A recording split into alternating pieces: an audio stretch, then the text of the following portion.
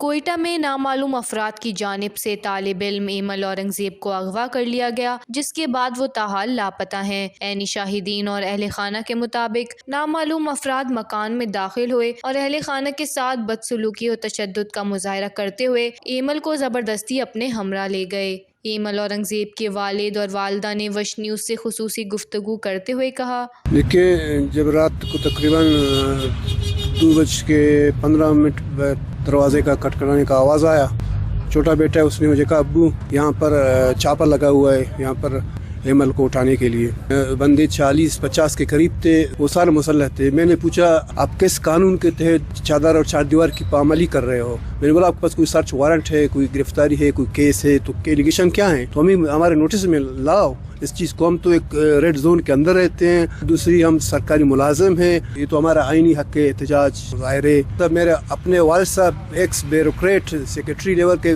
CSP officer ہیں، مطلب میرے جان کو بھی خطرہ ہے۔ میرے جو دشمن ہے ان کا سازش بھی ہو سکتا ہے جو میرے خلاف ہے۔ اگر ایمل کا کوئی غلطی ہے صرف اور صرف یہ ہے کہ وہ لوگ فاطمہ کو مد نظر رکھتے ہوئے کہ ایمل اس کا بھائی ہے، فاطمہ کیوں جاتی ہے مسنگ پرسنس کے کیمپ میں، کیوں جاتی ہے لاپتہ مسنگ پرسن کی آواز بنتی ہے۔ پروٹیسٹ کرنا، ریلیوں میں جانا، آئین اور قانون کے تحت رہ کر ماما کے ساتھ یہاں پہ پروٹیسٹ کرتے ہیں، یہ تو کوئی جرم نہیں، یہ ہمارا قانونی حق ہے۔